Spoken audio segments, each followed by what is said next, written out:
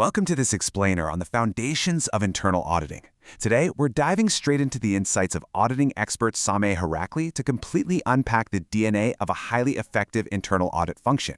We're going to uncover exactly how internal auditing acts as an organization's ultimate guardian, standing watch over its operations, its risks, and its governance. So if you want to understand how a company truly protects its value from the inside out, you are in exactly the right place. Let's get into it. Okay, here's our roadmap for today. We'll be covering 1. The purpose of internal auditing, 2. The internal audit charter, 3. Impairment of independence, and 4. The 3 lines model. Starting right off with Section 1, the purpose of internal auditing.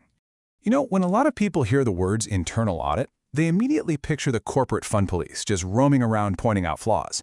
But the crucial point is embedded right here in this definition from the Institute of Internal Auditors, or the IIA. It is an independent, objective assurance and advisory service designed specifically to add value and improve an organization's operations.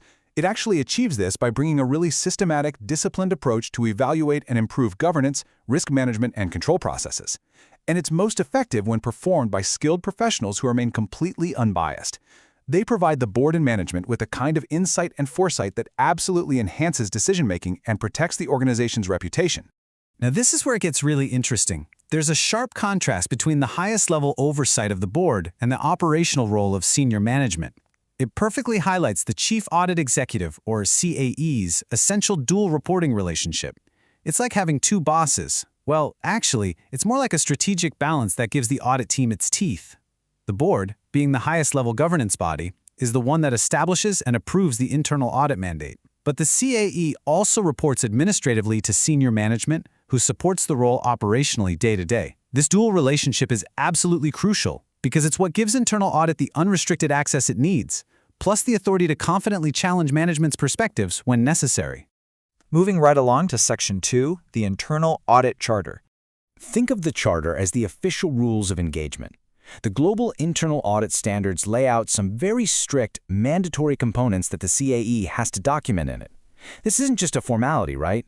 It must explicitly specify the purpose of internal auditing, adherence to the standards, the internal audit mandate, which includes its scope and services, and it has to clearly define its organizational position in those reporting relationships we just talked about. Getting all of this down in writing ensures that the board, the CAE, and senior management are perfectly aligned on exactly what to expect from the internal audit team. But here's the thing to remember. This charter is definitely not a static document that just collects dust on a shelf somewhere. The CAE literally must formally consider changes to it at least annually. Just think about it. If there's a huge acquisition, a massive reorganization, a major shift in the company's risk profile, or some brand new regulation that totally alters the scope of services, the CAE has to initiate follow-up discussions.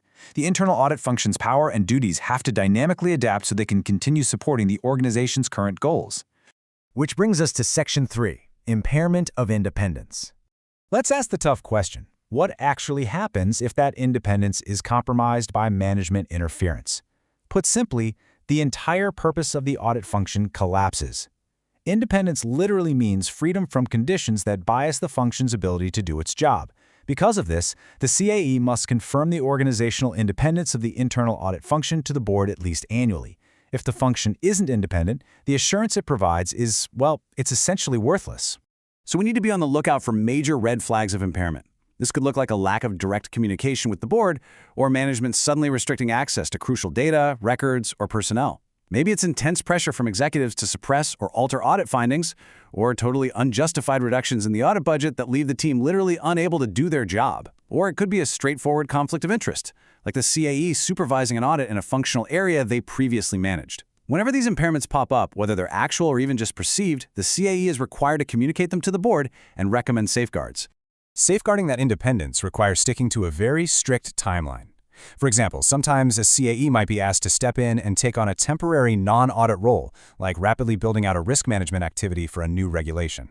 If that happens, an independent third party must oversee those specific areas during the task and for a mandatory 12 months afterward once the responsibility is handed back to management. This timeline is a brilliant safeguard because it guarantees that the internal audit team is never put in a position where they are essentially grading their own homework. All right, let's bring it all together in our final section, the 3 lines model. To fully grasp this model, we first have to talk about risk. At its core, risk is just the effect, positive or negative, that uncertainty has on our objectives. Risk management, then, is our playbook. It's how we identify, assess, manage, and control those potential events to provide reasonable assurance that the organization is actually going to hit its goals. And the CAE has to deeply understand how an organization manages these risks in order to formulate a strategy that actually works. Enter the IIA's 3 lines model. It is an incredibly powerful framework that perfectly organizes these roles for effective governance. Think of it like a tiered system. The first line is your operational management. These are the folks delivering the day-to-day products and directly managing risks right there on the front lines. Then, the second line includes your oversight functions, like the compliance teams or enterprise risk management specialists. They support and monitor that first line. Finally, we have the third line, which is our internal audit team. They sit completely apart from the first 2 lines, so they can provide totally independent assurance that the entire risk management machine is actually working the way it's supposed to.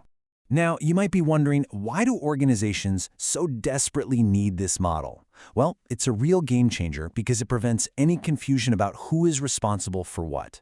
By drawing these 3 very distinct lines, it ensures that all aspects of risk management are covered. Nothing is slipping through the cracks. It hugely enhances accountability through clear oversight. It fosters a culture of true transparency and ethical behavior. And critically, it breaks down those siloed operations so different departments aren't just working in isolation. It's the ultimate structural system of checks and balances. All of these foundational rules, these structures and definitions we've talked about, they ultimately culminate in Principle 6 of the 3 lines model.